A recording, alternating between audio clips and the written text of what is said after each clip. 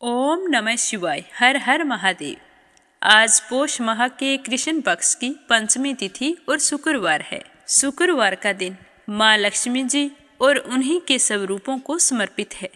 शुक्रवार को संतोषी माता, अन्नपूर्णा माता, वैभव लक्ष्मी माता की पूजा की जाती है और व्रत भी रखा जाता है। सच्चे मन से की गई पूजा और व्रत से भक्त की सारी मनोकामनाएं पूर्ण होती है। माता कभी भी अपने भक्तों को निराश नहीं होने देती। तो अब अपने सुनेंगे आज की कथा। इससे पहले आप सभी का बहुत बहुत धन्यवाद जो आपने इतने अच्छे और प्रोत्साहित करने वाले प्यारे प्यारे कमेंट किए हैं। तो कल की तरह आपके नाम कथा के अंत में सुनेंगे। पहले सुन लेते हैं आज की कथा। तो शुरुआत करते हैं गणेश जी की कहानी से। बोलो गणेश जी महाराज की जय हो। एक समय की बात है कि एक गांव में ब्राह्मण दंपति रहा करते थे। उनके कोई संतान नहीं थी। इसी वजह से वे दोनों पति पत्नी बहुत ही दुखी रहते थे। ब्राह्मण ने कई यत्न किए, पूजा पाठ की, पर उन्हें संतान की प्राप्ति नहीं हुई। ब्राह्मण सोचने लगा कि बिना पुत्र के तो जीवन व्यर्थ है। अगर हमारे वंश में पुत्र प्राप्ति नहीं हुई तो हमारा उद्धार कैसे होगा? हमारे मरने के बाद में हमारा तर्पण कौन करेगा और हमें मोक्ष की प्राप्ति कैसे होगी? इसी तरह दुखी होकर ब्राह्मण एक दिन घर छोड़कर वन में चला गया और वहां जाकर गणेश जी भगवान की पूजा करने लगा। घर पर उसकी पत्नी भी पुत्र प्राप्ति के लिए गणेश जी महाराज की पूजा पाठ किया करती थी। वह हर बुधवार को गणेश जी के व्रत रखती, गणेश जी भगवान को सिंदूर से तिलक करके दुर्वा घास अर्पित करती और गुड़ का भोग लगाया करती थी। फिर स्वयं एक ही समय भोजन करती। भोजन में नमक नहीं खाती थी। पूरे नियमों का पालन करते हुए वह गणेश जी के व्रत किया करती थी। एक दिन की बात है कि वह ब्राह्मणी पानी लाने के लिए कुएं पर जा रही थी। तो रास्ते में गणेश जी का मंदिर पड़ता था। तो वहां पर कई महिलाएं इकट्ठी होकर पूजा कर रही थी। तो वह सोचने लगी कि आज बुधवार नहीं है, फिर भी सारी औरतें इकट्ठी होकर यहाँ क्या कर रही है। तो वह यह सोचकर घड़े को मंदिर के बाहर रखकर मंदिर के अंदर चली गई और वहाँ जाकर उन औरतों से पूछने लगी कि बहनों, आज आप यहाँ पर क्या कर रही हैं? तो वे कहने लगी कि आज विनायक चतुर्थी है और हम व्रत रखकर गणेश जी की पूजा कर रही हैं। तो उसने कहा कि इसके करने से क्या फल मिलता है? तो वो कहने लगी कि इस व्रत को करने से मन की मुराद पूरी होती है। गणेश जी भगवान हमारे जीवन में आने वाले सारे विघ्नों को दूर करके हमारे समस्त कार्यों को पूर्ण कर देते हैं। निर्धन को धन देते हैं, अंधे को आंख देते हैं, बांझन को पुत्र देते हैं, मन की सारी मनोकामनाएं पूर्ण करते हैं। गणेश जी भगवान मन की सारी मनोकामनाएं पूर्ण करते हैं। तो उनसे व्रत की सारी विधि जानकर वह ब्राह्मणी बहुत ही खुश हुई और उनका धन्यवाद करते हुए घर आ गई। फिर उसने भी उसी दिन गणेश जी भगवान का व्रत रखा और पूरे विधि विधान से गणेश जी की पूजा अर्चना करके गणेश जी भगवान से एक पुत्र की कामना की। तो भगवान उसके व्रत से बहुत ही प्रसन्न हुए। और उधर वह ब्राह्मण पूजा पाठ करते करते थक चुका था, पर भगवान ने उन्हें दर्शन नहीं दिए।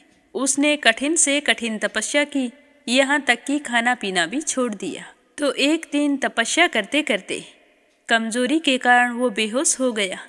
तभी उसे गणेश जी भगवान ने दर्शन दिए और कहा कि हे ब्राह्मण, मैं तुम्हारी पूजा पाठ और भक्ति से बहुत प्रसन्न हूँ। तुम घर जाओ, तुम्हारी पत्नी तुम्हारी राह देख रही है। तो ब्राह्मण कहने लगा कि हे गणेश जी भगवान, मैंने घर जाने के लिए आपकी तपस्या नहीं की है, आप मुझ पर प्रसन्न होइए। तो गणेश जी भगवान ने कहा कि तुम्हारी कामना अवश्य पूर्ण होगी। मैं तुम्हारी और तुम्हारी पत्नी की भक्ति से बहुत ही प्रसन्न हूँ। अब तुम घर जाओ और बहुत ही जल्द तुम्हें पुत्र रतन की प्राप्ति होगी जो तुम्हारा नाम रोशन करेगा। तो यह सुनकर ब्राह्मण देवता बहुत ही खुश हुए और वहाँ से खड़े होकर जल्दी जल्दी अपने घर आ गए। तो अपने पति को घर आया देखकर ब्राह्मणी बहुत ही खुश हुई और विनायक चतुर्थी व्रत के बारे में अपने पति को बताया। तो दोनों पति पत्नी ने मिलकर विनायक चौथ के व्रत करने शुरू कर दिए तो गणेश जी भगवान की कृपा से ब्राह्मणी ने 10वें महीने बहुत ही सुंदर पुत्र को जन्म दिया। तो पुत्र रतन पाकर दोनों पति पत्नी बहुत ही खुश हुए। इस तरह जो भी व्यक्ति सच्चे मन से गणेश जी भगवान की पूजा अर्चना करता है, उसकी मनोकामना अवश्य पूर्ण होती है। अगर हम गणेश मंदिर में जाकर अपनी मनोकामना भगवान को बताते हैं और मनोकामना पूरी होने पर वहाँ वापिस आने का वादा करते हैं, तो भगवान गणेश हमारी कोई भी मनोकामना हो वो अवश्य पूर्ण करते हैं। मनोकामना पूर्ण होने के बाद में हमें पुनः गणेश मंदिर जाकर जितना भी चढ़ावा हमने बोला है वो श्रद्धा भाव से करके आना चाहिए। बोलो गणेश जी महाराज की जय हो। आज शुक्रवार का दिन है जो कि लक्ष्मी माता और उन्हीं के स्वरूपों को समर्पित है। तो माँ लक्ष्मी की कृपा पाने के लिए सुनते हैं माँ महालक्ष्मी की कथा। पुराने समय की बात है कि एक गांव था जिसमें एक गरीब ब्राह्मण रहता था। वह भगवान श्री हरि विष्णु का परम भगत था। नियमित रूप से विष्णु जी की पूजा करता था। ऐसा करते करते सालों बीत गए। उस ब्राह्मण की गरीबी दूर नहीं हुई। भगवान ने एक दिन देखा कि आंधी हो या तूफान, यह मेरे मंदिर जरूर आता है, किसी भी हाल में मेरी पूजा करना नहीं छोड़ता, तो मुझे इसे दर्शन देने चाहिए। तो दूसरे दिन जैसे ही ब्राह्मण सुबह स्नान आदि करके विष्णु जी के मंदिर पूजा पाठ करने के लिए गया, जैसे ही उसने पूजा पाठ समाप्त की तो भगवान श्री हरि विष्णु उस ब्राह्मण की पूजा से प्रसन्न होकर उसे दर्शन देकर वरदान मांगने को कहा। तो वह ब्राह्मण साक्षात भगवान के दर्शन पाकर बहुत ही प्रसन्न हुआ और हाथ जोड़कर प्रणाम करके कहने लगा कि हे विष्णु देव, अगर आप मुझसे खुश हैं तो मुझे यह आशीर्वाद दें कि लक्ष्मी जी का निवास मेरे घर में हो। मैं अपने घर के सदस्यों को देखकर बहुत ही परेशान रहता हूँ, क्योंकि मुझसे उनकी ज़रूरतें पूरी नहीं होती। चाहे कितना भी काम करूँ, 2 वक्त का गुजारा मुश्किल से हो पाता है। अगर आपकी कृपा से लक्ष्मी जी का निवास मेरे घर में हो तो मैं अपने आप को धन्य समझूंगा। तो ब्राह्मण की यह बात सुनकर विष्णु जी कहने लगे कि लक्ष्मी प्राप्ति का उपाय मैं तुम्हें बताता हूँ, तुम उसे करना, लक्ष्मी जी का निवास तुम्हारे घर जरूर होगा। कल सुबह जल्दी आकर मंदिर के सामने बैठ जाना। यहाँ पर सुबह सवेरे जल्दी एक स्त्री आती है जो यहाँ आकर उपले थापती है। तुम ऐसा करना, उसे अपने घर जाने का निमंत्रण देना। वो धन की देवी है। जब लक्ष्मी जी तुम्हारे पास आएंगी तो तुम्हारा घर धन धान्य से भर जाएगा। इतना कहकर विष्णु भगवान वहाँ से अंतर्ध्यान हो गए और ब्राह्मण खुशी खुशी घर आ गया। वह विष्णु भगवान के दर्शनों को याद करके बार बार बहुत ही खुश हो रहा था और लक्ष्मी माता से मिलने की प्रतीक्षा भी उसे बेचैन कर रही थी। उसे ढंग से रात्रि में नींद भी नहीं आई। अगले दिन वह ब्राह्मण सुबह जल्दी उठा और स्नान ध्यान करने के बाद में विष्णु मंदिर गया और वहाँ पर पूजा अर्चना करके सीढ़ियों पर आकर बैठ गया। तभी वो ब्राह्मण देखता है कि कुछ ही देर में एक औरत वहाँ पर आती है और चुपचाप उपले थापने लगती है। तो ब्राह्मण उसे देखकर बहुत ही खुश होता है। सोचता है कि विष्णु जी ने मुझे इसी औरत के बारे में बताया था, क्योंकि वह औरत सोने के गहनों से लदी हुई लक्ष्मी जी के समान ही प्रस्तुत हो रही थी।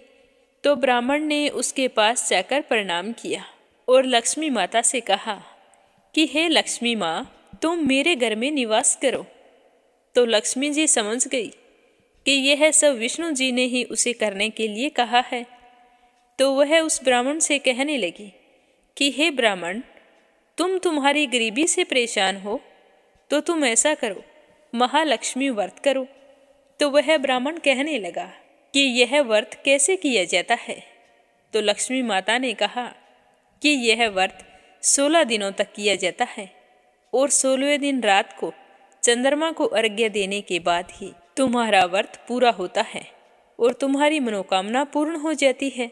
तुम यह व्रत किसी भी महीने के शुक्ल पक्ष की अष्टमी तिथि से शुरू कर सकते हो। इतना कहकर लक्ष्मी माता वहां से अंतर्ध्यान हो गई और वह ब्राह्मण खुशी खुशी घर आ गया।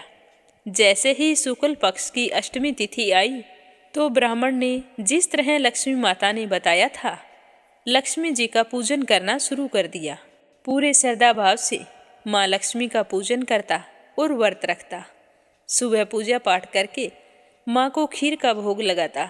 इसी तरह 16 दिन बीत गए तो 16वें दिन उसने विधिवत लक्ष्मी माता की पूजा अर्चना की और शाम के समय उत्तर दिशा की ओर मुंह करके लक्ष्मी माता को पुकारा कि हे माँ, मैंने पूरे विधि विधान से आपका महालक्ष्मी व्रत पूर्ण कर दिया है, अब आप मुझे अपना आशीर्वाद प्रदान करें।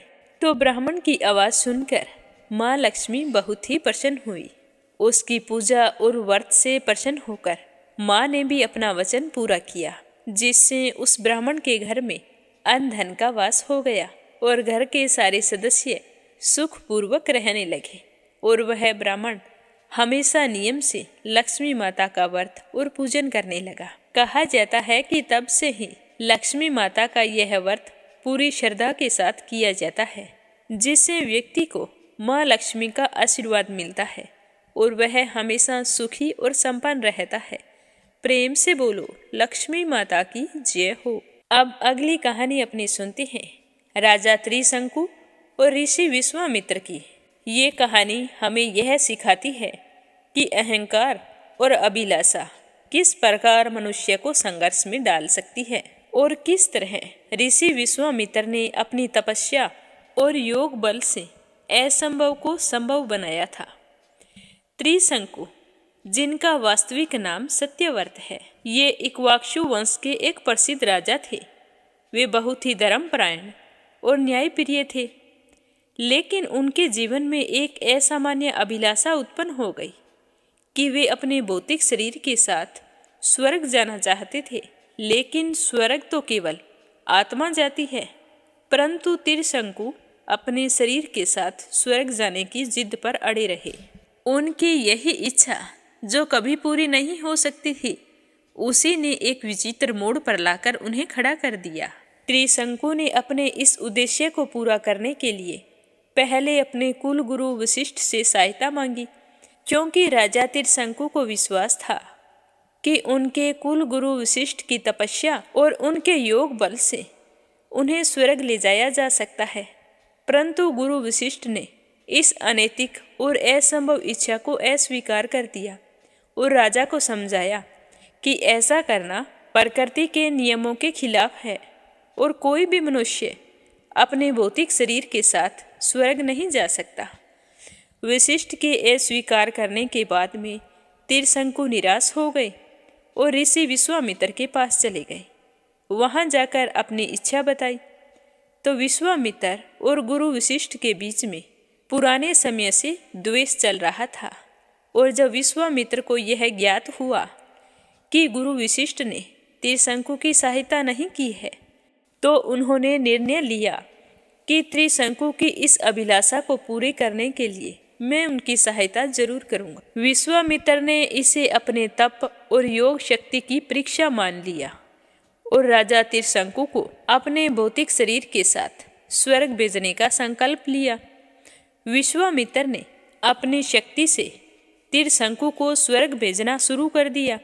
उनके योग बल से त्रिशंकु स्वर्ग की ओर जाने लगे, परंतु देवताओं ने त्रिशंकु को स्वर्ग में प्रवेश नहीं करने दिया, क्योंकि वो एक भौतिक शरीर के साथ स्वर्ग में जा रहे थे और शरीर के साथ स्वर्ग में प्रवेश नहीं मिलता। तो देवताओं ने त्रिशंकु को स्वर्ग से धक्का दे दिया, जिससे त्रिशंकु वापस पृथ्वी की ओर गिरने लगे। यह देखकर विश्वामित्र ने अपनी शक्ति से त्रिशंकु को बीच में ही रोक दिया। त्रिशंकु अब ना तो स्वर्ग जा सके और ना ही पृथ्वी पर लौट सके, वे तो हवा में लटक गए। इस स्थिति को देखकर ऋषि विश्वामित्र ने अपनी क्रोधपूर्ण शक्ति से एक नया स्वर्ग बनाया, जिसका नाम था त्रिशंकु स्वर्ग। त्रिशंकु को वहां स्थापित कर दिया। इस प्रकार त्रिशंकु स्वर्ग में अधर में लटकते रहे और इसी कारण उनका नाम त्रिशंकु पड़ा। यह घटना विश्वामित्र की शक्ति और संकल्प को दर्शाती है, लेकिन फिर भी उन्हें ब्रह्मर्षि की उपाधि नहीं मिली। तो इसके लिए उन्होंने अपनी तपस्या को और भी कठोर बना दिया। उनकी तपस्या से प्रसन्न होकर पितामह ब्रह्मा जी ने उन्हें ब्रह्मर्षि की उपाधि देने का निर्णय लिया, लेकिन इसके लिए उन्हें गुरु वशिष्ठ मुनि का आशीर्वाद प्राप्त करना था। तो विश्वामित्र ने वशिष्ठ मुनि के पास जाकर उनसे आशीर्वाद मांगा। वशिष्ठ मुनि, जो कि पहले विश्वामित्र के विरोधी थे, अब उनकी तपस्या और संकल्प से प्रभावित हो गए। उन्होंने विश्वामित्र को ब्रह्मर्षि की उपाधि दी और उनके प्रति अपने सम्मान को व्यक्त किया। इस प्रकार विश्वामित्र और गुरु वशिष्ठ के बीच का संघर्ष, जो ईर्ष्या और प्रतिस्पर्धा से शुरू हुआ था, अंत में एक दूसरे के प्रति सम्मान और आदर में बदल गया। गुरु वशिष्ठ और ऋषि विश्वामित्र की कहानी एक अद्वितीय गाथा है, जो हमें संघर्ष, तपस्या, ज्ञान और अंततः आत्म साक्षात्कार की महत्वपूर्ण शिक्षा देती है। वशिष्ठ मुनि की अडिग तपस्या और ज्ञान और ऋषि विश्वामित्र की अपार शक्ति और संकल्प हमें यह सिखाते हैं कि जीवन में कितनी भी कठिनाई क्यों ना आ जाए, अगर हम अपने लक्ष्य के प्रति सच्चे और दृढ़ हैं तो हम उसे जरूर प्राप्त कर सकते हैं। अब अपने सुनते हैं श्रीमद् भागवत महापुराण में आगे की कथा। बोलो विष्णु भगवान की जय हो। विदुर जी कहने लगे कि हे प्रभु, जब पृथ्वी का उद्धार हो गया तो स्वयं मनु ने सृष्टि विचार के लिए कौन कौन से उपाय किए। तो विदुर जी की बात सुनकर मैत्रेय जी कहने लगे कि मनु ने शत्रुपा से एक कन्या को जन्म दिया। उस कन्या का नाम देवहूति था। और उधर कर्दम मुनि ने 1 सहस्त्र वर्ष तक तप किया और भगवान विष्णु को प्रसन्न कर लिया। भगवान विष्णु ने प्रसन्न होकर कर्दम मुनि को कहा कि तुम मनु और शत्रुपा की कन्या देवहूति से विवाह करो तथा 9 प्रकार की सृष्टि का विस्तार करो। मैं स्वयं तुम्हारी पत्नी देवहूति के गर्भ से अपने अंशों द्वारा अवतार लेकर सांख्य तत्व संहिता का प्रकाश करूंगा। उधर मनु अपनी पत्नी शत्रुपा तथा कन्या देवहूति को साथ लेकर तपस्वी कर्दम मुनि के आश्रम पर आए और अपनी कन्या देवहूति से विवाह की बात उनसे कही। तो कर्दम मुनि ने ब्रह्मचर्य का समय पूरा होने के कारण और गृहस्थ का उचित समय देखकर मनु जी का प्रस्ताव स्वीकार कर लिया। मनु जी अपनी पुत्री देवहूति को कर्दम मुनि को सौंपकर अपने आश्रम को लौट गए और फिर देवहूति ने पति की सेवा को ही अपना आदर्श माना। वह अपने पति की खूब सेवा करती रही। कर्दम ऋषि अपनी पत्नी के त्याग, तप और सेवा से बहुत ही प्रसन्न हुए और अपने तप के बल से उसे दिव्य शक्ति प्रदान की। पर देवहूति ने अपने पति की सेवा को ही चरम लक्ष्य माना। परंतु कुछ समय बीतने के बाद देवहूति ने ब्रह्मा जी के द्वारा दिए गए आदेश और प्रजा सृष्टि का स्मरण अपने पति कर्दम ऋषि को करवाया। तब कर्दम ऋषि अपनी पत्नी देवहूति की इच्छा और आदेश के कारण काम क्रीड़ा की ओर उन्मुख हुए। उनके बाद उन दोनों ने पुत्र की कामना से भगवान विष्णु की आराधना की। भगवान के प्रसाद से कुछ समय के बाद देवहूति ने पुनः गर्भ धारण किया और फिर जैसा कि विष्णु भगवान ने कहा था, भगवान स्वयं विष्णु जी उसके गर्भ में आए। जब इस बात का पता पितामह ब्रह्मा जी को लगा, तब वे अपने मानस पुत्रों सनकादियों को लेकर कर्दम मुनि के यहाँ आए और बहुत ही खुश होते हुए उन्हें भगवान विष्णु के वहाँ अवतार लेने के रहस्य को बताया। उन्होंने यह भी कहा कि यह अवतार कपिल मुनि के रूप में प्रसिद्ध होगा, जो करंत दैत्य का विनाशक और सांख्य शास्त्र का प्रणेता होगा। मुनि कर्दम ने पितामह की अनुमति से अपनी 9 कन्याओं कला, अनसुया, सरदा, हवीरमु, गति, किरिया, ख्याति, अरुंधति और शांति का विवाह क्रमशः मरीचि, अत्रि, अंगिरा, पुलस्त्य, पुलह, क्रतु, भृगु, विशिष्ट और 9 प्रजापतियों से कर दिया। इसके बाद समय आने पर देवहूति के गर्भ से कपिल मुनि पैदा हुए। कर्दम ने भगवान के प्रति इस रूप में दर्शन देने पर अपनी कृतज्ञता प्रकट की, स्तुति की तथा धर्म का मार्ग बताने का अनुरोध किया। उनके पूछने पर भगवान ने बताया कि वचन का निर्वाह करना और अपने सब कर्मों को भगवान को अर्पित करके निष्काम भाव से पुण्य कार्य करना ही वास्तविक धर्म है। प्रभु ने कर्दम मुनि को बताया कि अपनी माता के कल्याण के लिए ही वे आत्म विद्या का दान करेंगे। यह सब सुनकर भगवान कपिल का स्तमन करके कर्दम मुनि तप करने के लिए वन में चले गए। उनके जाने के बाद देवहूति के अनुरोध पर कपिल मुनि ने उनके सामने भक्ति भोग का प्रकाश किया। उन्होंने कहा कि हे माता, मन ही जीव के मोक्ष और बंधन का कारण है। यह मन ही जब विषयों में आसक्त होता है तब बंधन में हो जाता है, और जब भगवान में अनुरक्त होता है तब मोक्ष की ओर बढ़ता है। मोक्ष का कारण बनता है। मन तभी शुद्ध होता है जब तू और मैं मोह माया राग द्वेष काम से मुक्त हो। इस भक्ति भाव से मनुष्य की सांसारिक आसक्ति का उच्छेद, बंधन छिन्न भिन्न हो जाता है, और भक्ति भाव से ही संसार के निरासक्त होने के वैराग्य भाव पैदा करता है। इसी से जीवन आत्मा को जान लेता है। देवहूति ने कपिल जी से निवेदन किया कि वे बताएं कि वास्तविक भक्ति का रूप क्या है और उसमें मंद बुद्धि स्त्रियों की भक्ति भावना से कितना अंतर है। अपनी माता की बात सुनकर कपिल मुनि कहने लगे कि अहेतुक भक्ति का भाव, ज्ञानेंद्रियों और कर्मेंद्रियों का सहज भाव हरि के प्रति समर्पण ही है। ऐसी भक्ति का महत्व मोक्ष से अधिक है। जो भगवान का भक्त होता है वह सायुज्य मुक्ति तक को मेरे चरणों की तुलना में उपेक्षित कर देता है। मेरे भक्त को इस अहेतुकी भक्ति के कारण बिना कामना के वैकुंठ के सभी ऐश्वर्य सुलभ हो जाते हैं। हे माता, सभी सांसारिक पदार्थ वासना के मूल लिंग देह से और ग्रह परिवार से मुक्त अनासक्त भक्त ही मेरी कृपा और चिंता के विषय हैं। यही मेरा दायित्व है। मैं उन्हें इस कठिन संसार से पार करता हूँ और अपने धाम में प्रतिष्ठित करता हूँ। मेरी भक्ति द्वारा मेरे चित्त स्थिर करने वाला जीवन परम कल्याण को प्राप्त होता है। आगे भगवान कहने लगे कि हे माता, अब मैं आपको प्रकृति के तत्वों के विभिन्न लक्षण बताता हूँ। इन्हें जानकर जीव प्रकृति के गुणों से मुक्त हो जाता है।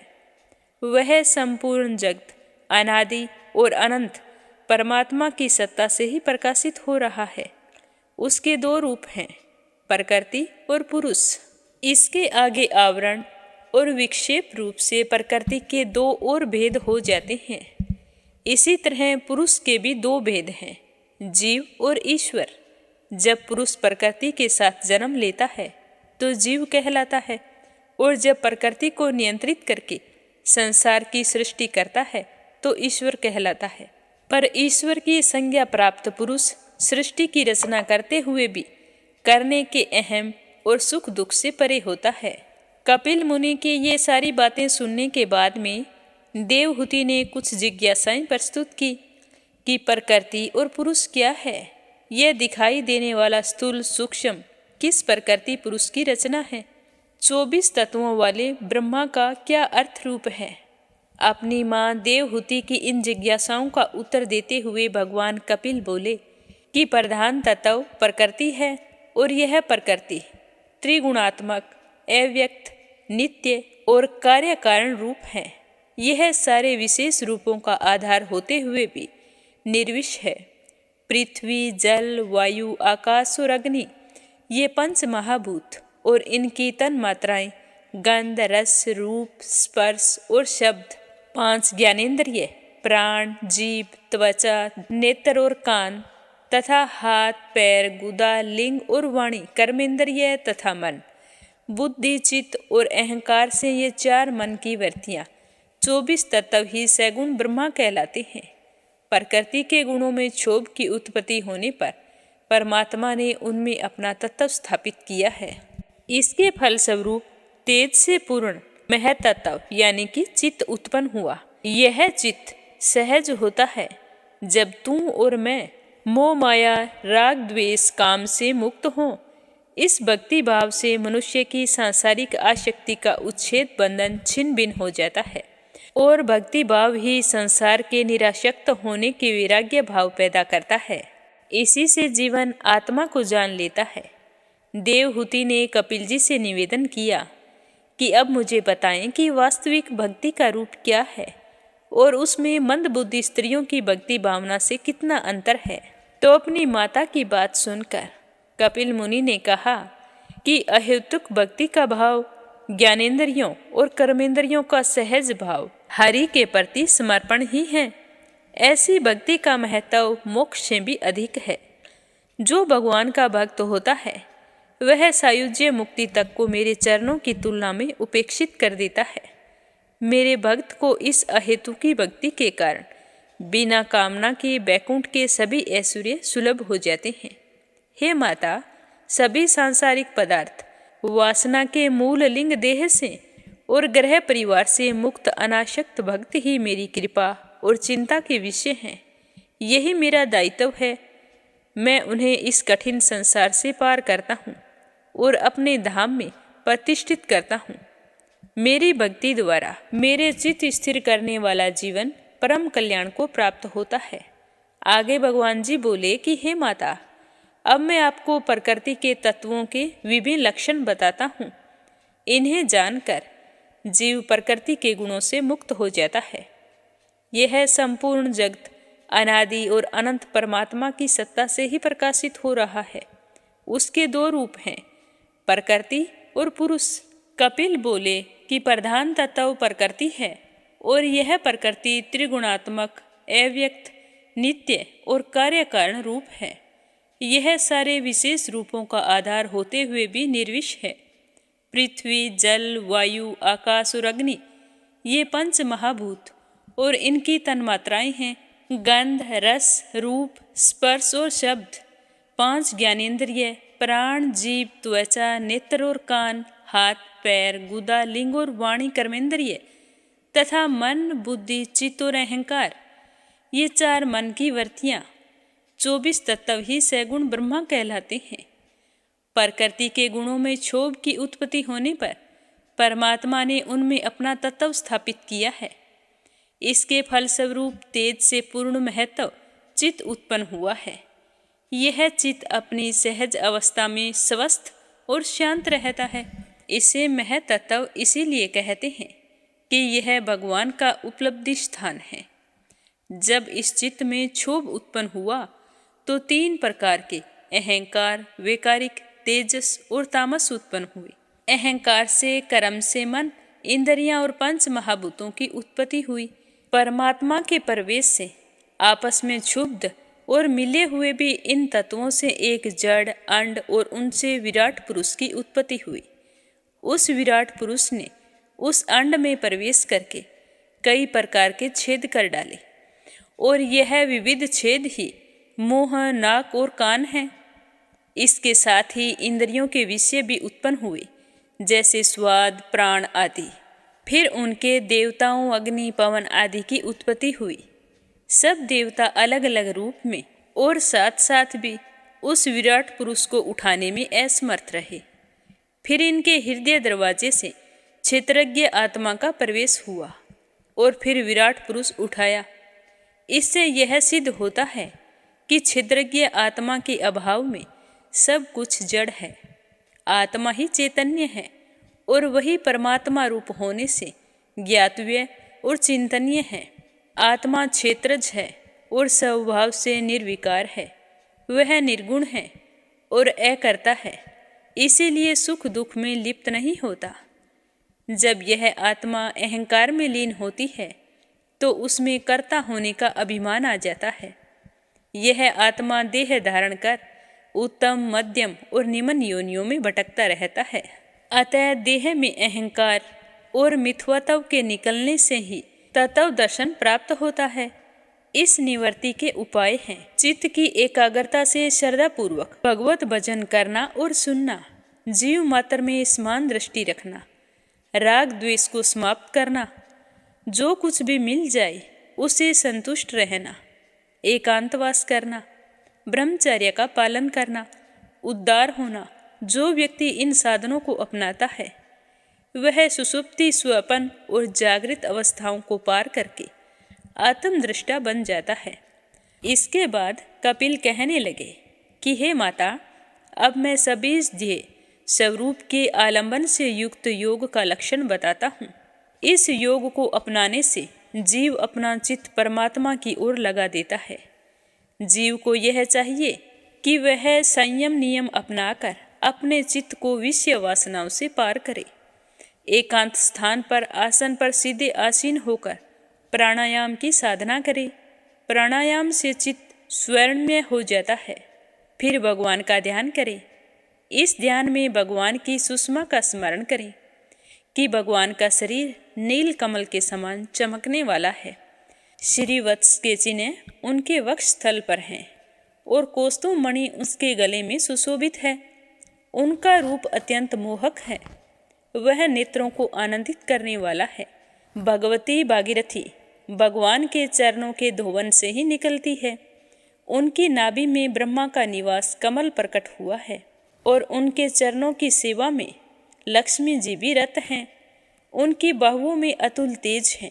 भगवान हरि का मुख अपने तेज की अनुपम छवि से भरमर से भूषित कमल का भी तिरस्कार कर रहा है। उनके चितवन से प्रसाद की वर्षा होती है। इस तरह का हरि का स्वरूप जो साधक निरंतर ध्यान में रखता है उसका चित्त भक्ति में लीन हो जाता है। तो यह सुनकर देवहूति ने पूछा कि कपिल, भक्ति योग मार्ग क्या है? जीव लोक की विविध गतियां कैसी हैं और समर्थ काल का स्वरूप कैसा है? कपिल जी ने उत्तर दिया कि भक्ति के मार्ग अनेक हैं। मुख्य रूप से भक्त स्वभाव के कारण 3 भेद हैं, सात्विक, राजस और तामस।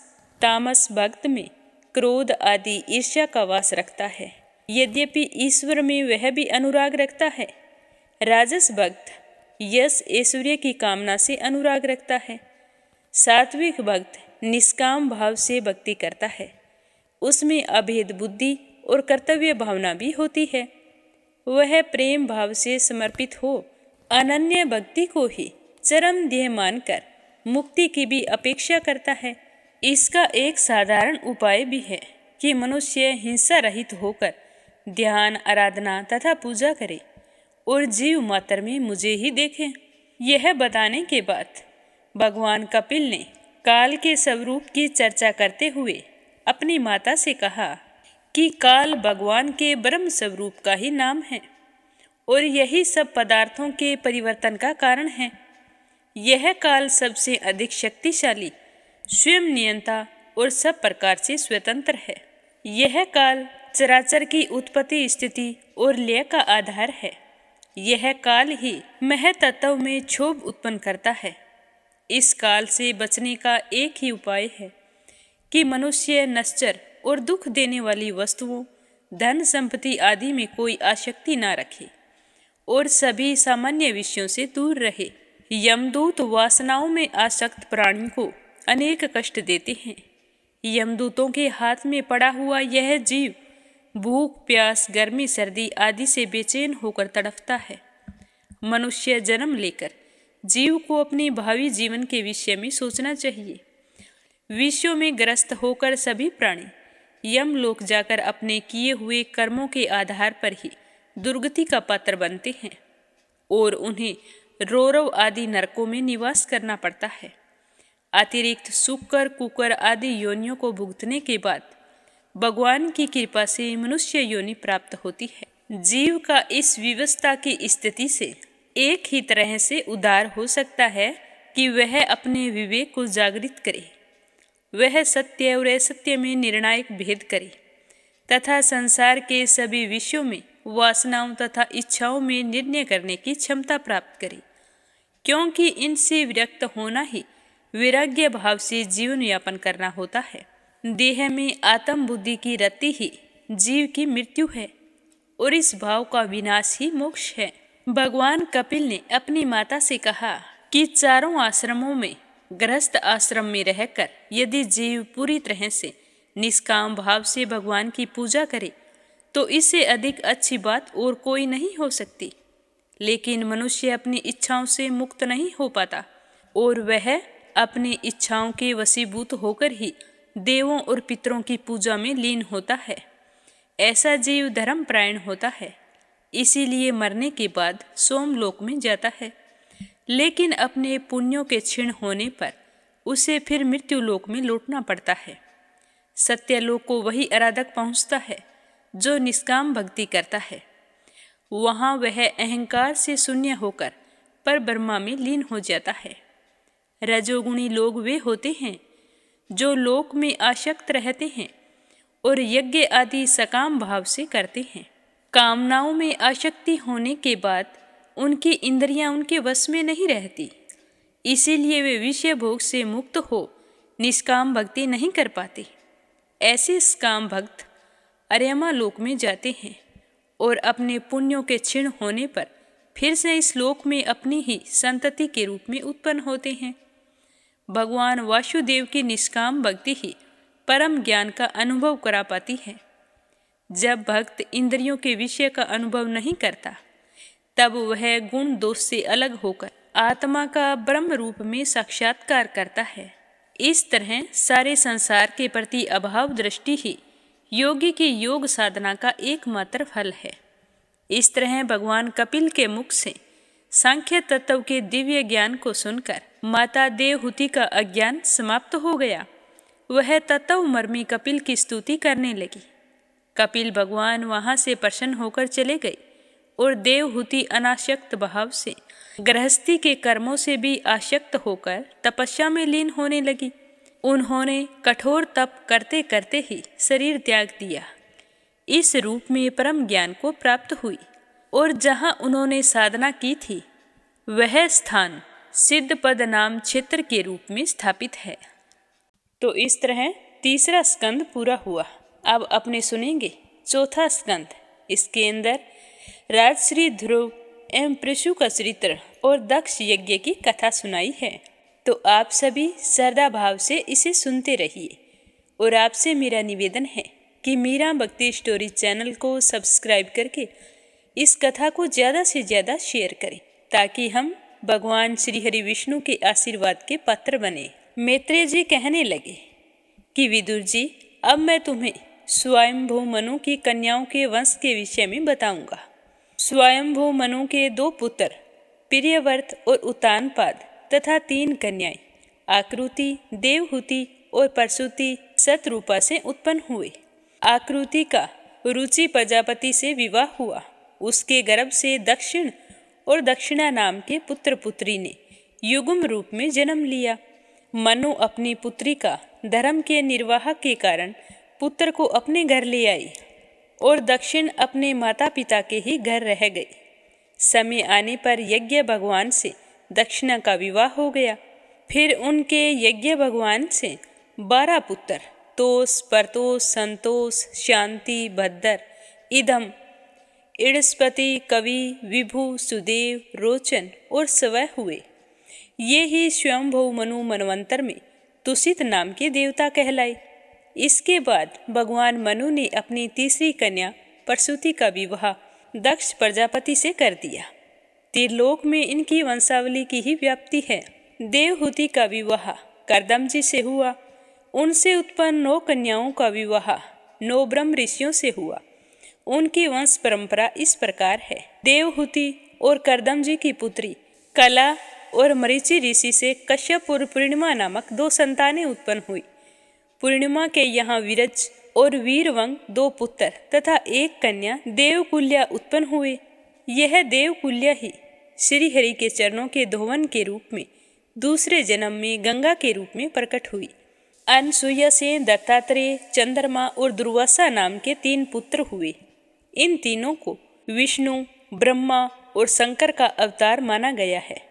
इन तीनों पुत्रों के अतिरिक्त अनसुईया ने शीनी वाली कुहू, राका और अनुमति कन्याओं तथा 2 पुत्र प्राप्त हुए।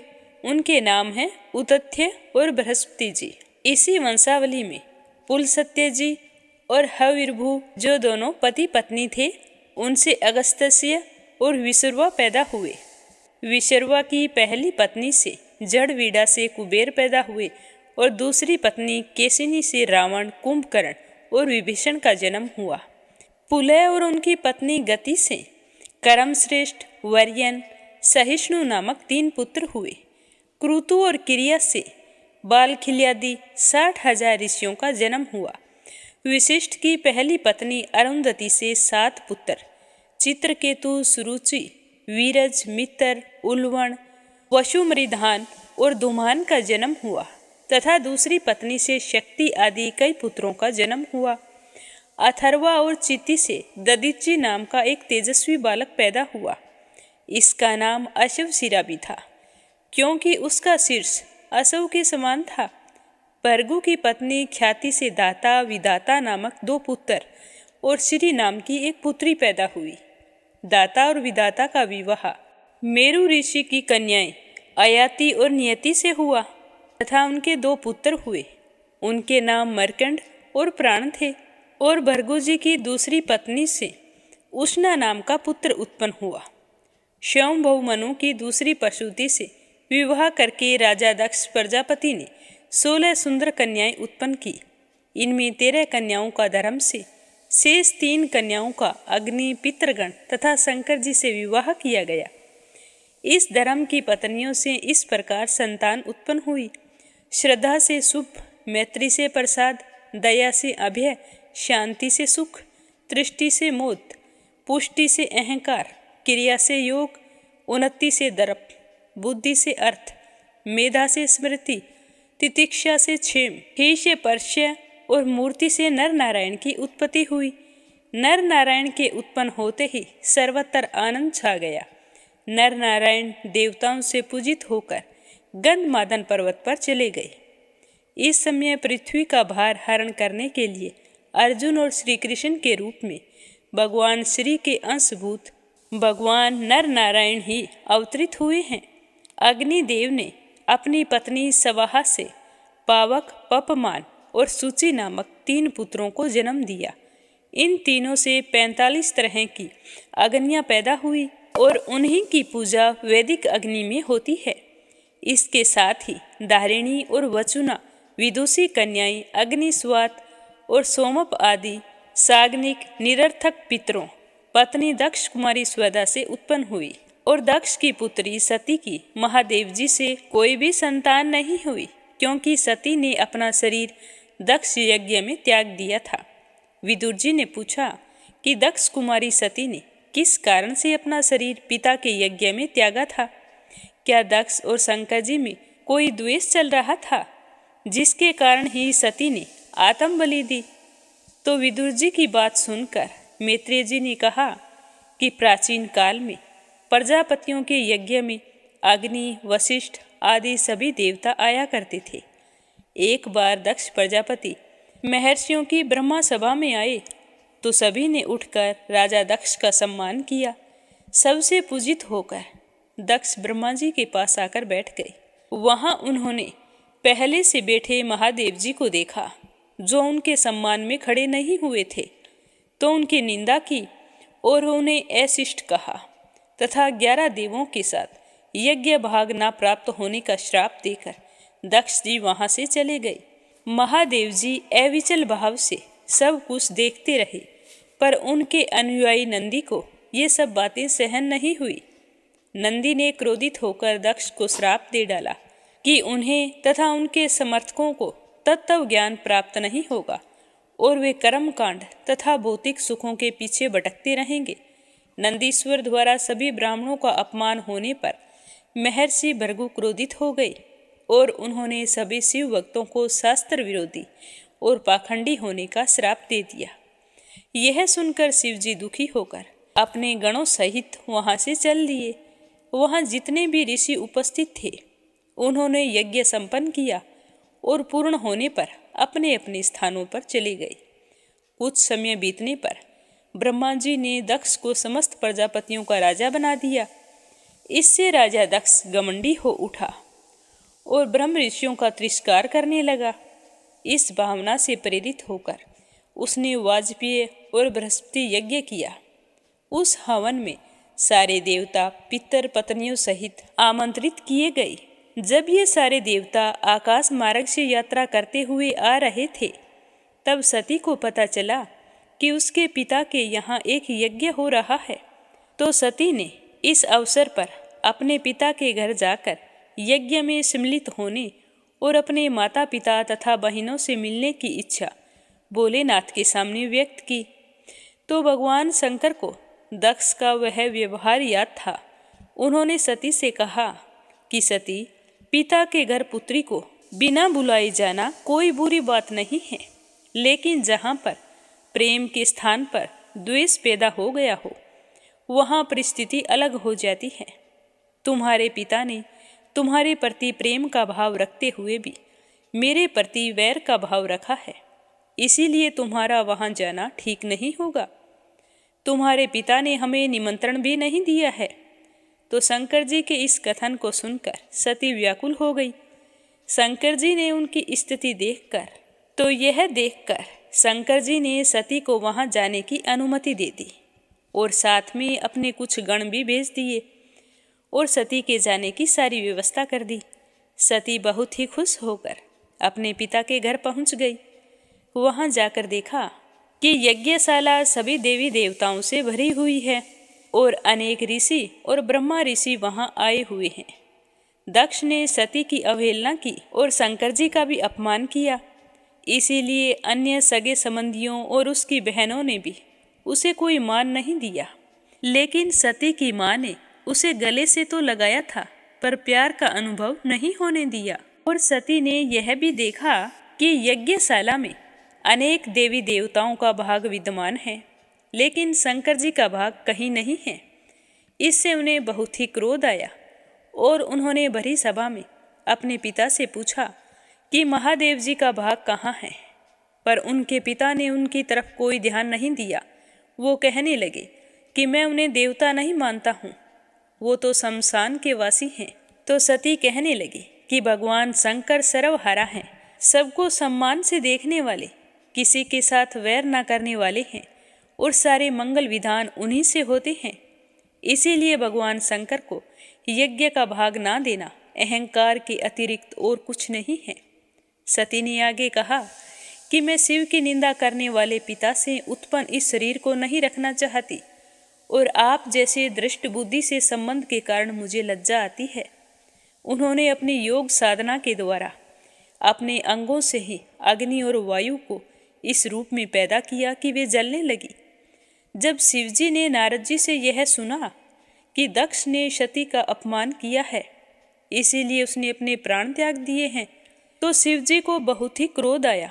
उन्होंने अपनी जटा उखाड़कर जैसे ही पृथ्वी पर पटकी, वैसे ही 1000 भुजाओं वाले काले वर्ण का तेजस्वी विकराल दैत्य पैदा हुआ। उसका नाम वीरभद्र था। शिवजी ने वीरभद्र को अपने गणों का सेनापति बनाया और दक्ष का विध्वंस करने का आदेश दिया। वह वीरभद्र त्रिशूल लेकर अनेक गणों के साथ शोर मचाता हुआ हवन कुंड के मंडप की ओर दौड़ा। शिवजी के गण इस प्रकार से धूल उड़ाते हुए चल रहे थे कि उनसे सारा आकाश अंधेरे से भर गया। वीरभद्र ने यज्ञशाला में प्रवेश करके उसे घेर लिया और यज्ञ को नष्ट कर दिया। उसने तमाम यज्ञ कुंडों को तोड़कर यज्ञ वेदी को अपवित्र कर दिया। मणिमान ने भृगु ऋषि को, वीरभद्र ने प्रजापति दक्ष को, चंडीस ने पूषा को तथा नंदीश्वर ने भग देवता को बंदी बना लिया। भृगु की दाढ़ी मूंछ भी नोच ली। यह सब इसीलिए किया क्योंकि उन्होंने अपनी मूंछों को ऐंठते हुए महादेव जी का उपहास किया था। भृगु देवता को पृथ्वी पर पटककर उसकी आंखें निकाल ली गई, क्योंकि उसने अपने नेत्रों से संकेतों के द्वारा दक्ष को महादेव जी के अपमान के लिए प्रेरित किया था। वीरभद्र ने पूषा के दांत तोड़ लिए, क्योंकि वह मुक्त रूप से हंसा था। यज्ञशाला में आग लगाकर अंत में वीरभद्र ने दक्ष का सिर काटकर यज्ञ कुंड में डाल दिया और सभी देवताओं और ब्राह्मणों को पीड़ा देकर शिवजी के गण अपने स्थान पर लौट आए। जब देवता लोग पराजित और बहुत व्याकुल हो गए, तब उन्होंने ब्रह्मा के पास आकर अपनी दुर्गति का वर्णन किया। पितामह ब्रह्मा जी ने कहा कि जो कुछ भी शिवजी के गणों ने किया है, वह उचित है। शिव जी की प्राप्ति के बिना आप अपना प्राप्य कैसे ले सकते हैं? शिव जी के पास कोई निमंत्रण नहीं आया, इसीलिए विष्णु जी निमंत्रित होने के बाद भी राजा दक्ष के यज्ञ में नहीं आए। ब्रह्मा जी ने देवताओं को परामर्श दिया कि वे भगवान शंकर की ही शरण में जाएं। देवता लोग कैलाश पर्वत पर आए। पितामह ब्रह्मा जी भी उनके साथ आए और वहां पर एक वट वृक्ष के नीचे बैठकर सिंहासन में भगवान शिव नारद जी को सनातन ब्रह्म तत्व का उपदेश दे रहे थे। पितामह ब्रह्मा जी को आया देखकर शिव जी ने उनको प्रणाम किया और अन्य देवताओं ने शंकर को प्रणाम किया। पितामह ब्रह्मा जी ने शंकर को देवताओं की व्याकुलता के विषय में बताया तथा उनके आने का कारण भी निवेदित किया।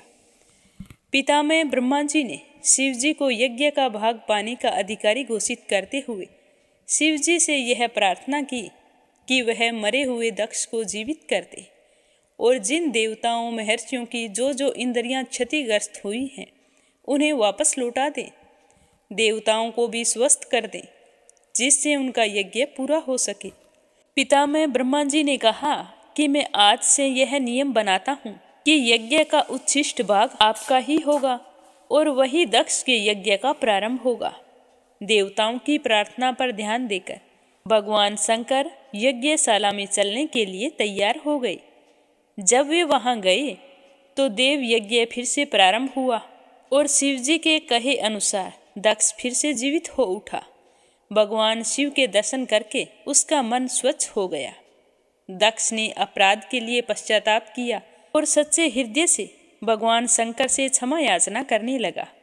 फिर भगवान शंकर की अनुमति लेकर उसने यज्ञ प्रारंभ किया। इससे आगे क्या हुआ यह सुनेंगे कल के अध्याय में। अब अपने सुनते हैं लप्सी और तपसी की कहानी, जो हर कथा के बाद में जरूर सुननी चाहिए। बोलो लप्सी तपसी की जय हो। प्राचीन समय की बात है, एक गांव में लप्सी और तपसी नाम के दो भाई रहा करते थे। तपसी हमेशा भगवान की सेवा में लीन रहता था, लेकिन लप्सी हमेशा सवा सेर लापसी बनाता, भगवान को भोग लगाकर फिर स्वयं भोजन कर लेता। दोनों भाइयों का यही नियम था। एक दिन दोनों भाइयों में बहस छिड़ गई कि कौन बड़ा है। तो लप्सी कहने लगा कि मैं बड़ा हूँ, क्योंकि मैं तो लापसी बनाकर भगवान को रोजाना भोग लगाता हूँ। मैं कभी भी भगवान को भूखा नहीं रहने देता। तो तपसी कहने लगा कि मैं बड़ा हूँ, क्योंकि मैं सारा दिन भगवान की तपस्या करता हूँ। तो इस तरह करते करते दोनों जोर जोर से लड़ने लगे। तभी वहाँ से नारद मुनि गुजर रहे थे। उन दोनों को लड़ते हुए देखा तो उनके पास आए और लड़ने का कारण पूछने लगे। तो तपसी कहने लगा कि हे देव ऋषि, आप ही बताइए कि कौन बड़ा है। मैं कहता हूँ कि मैं बड़ा हूँ। लप्सी इस बात को मानने के लिए तैयार नहीं है। ये कहता है कि मैं बड़ा हूँ।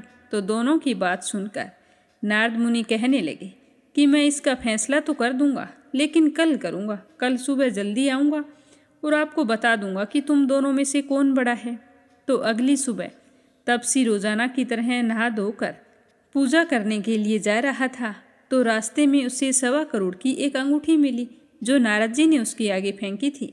तो तपसी ने जल्दी जल्दी इधर उधर देखा और अंगूठी को उठा लिया और तपस्या करने बैठा तो अपने पैर के नीचे दबाकर बैठ गया। लप्सी रोजाना की तरह स्नान करके आया और 1.25 सेर लापसी बनाई। पहले भगवान को भोग लगाया, फिर स्वयं लापसी जीमने के लिए बैठ गया। तभी वहाँ पर नारद जी आ गए और कहने लगे कि लप्सी बड़ा है। तो तपसी कहने लगा कि इसका क्या कारण हो सकता है, ये कैसे बड़ा है, ये कभी पूजा पाठ नहीं करता है। तो नारद जी कहने लगे कि इसके मन में लालच नहीं है, जो भी करता है बड़े ही श्रद्धा भाव से करता है। इसका नियम है कि रोजाना भगवान को भोग लगाना। इसका नियम कोई भी भंग नहीं कर सकता, लेकिन तुम्हारा नियम भंग हो चुका है।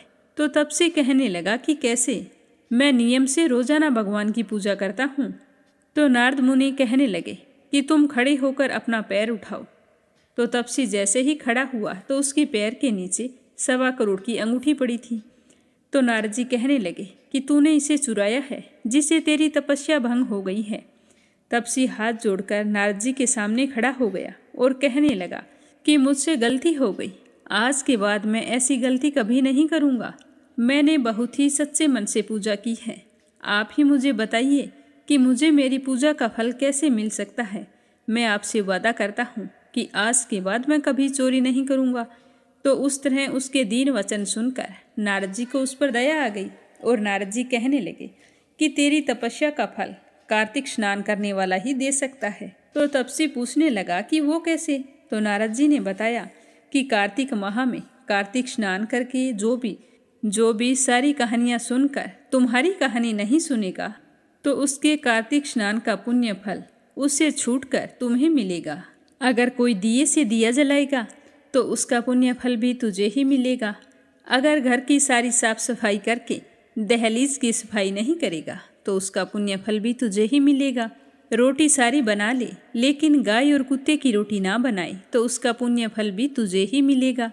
और घर पर बहन सुवासिनी आने पर उसे सूट साड़ी तीवल जो कुछ भी देते हैं भेंट स्वरूप अगर कुछ पैसे नहीं देंगे तो उसका पुण्य फल भी तुझे ही मिलेगा। तो इस तरह नारद जी ने तपसी को पुण्य प्राप्ति का मार्ग बताया, जिसे सुनकर तपसी बहुत ही प्रसन्न हुआ और भगवान की पूजा में लीन हो गया। तभी से कहा जाता है कि हर व्रत कथा और कहानी के बाद में लपसी तपसी की कहानी जरूर सुननी चाहिए। इस कहानी को सुने बिना हमें चाहे कार्तिक का महीना हो या वैशाख का महीना हो, हमें उसके स्नान का पुण्य फल नहीं मिलता है। जब कहानी समाप्त हो जाती है तो इस तरह से कहना चाहिए कि लपसी का फल लपसी को मिले, तपसी का फल तपसी को मिले। हमारी कहानी का, हमारे पूजा पाठ और हमारे व्रत का पुण्य फल हमें मिले। बोलो लपसी तपसी की जय हो।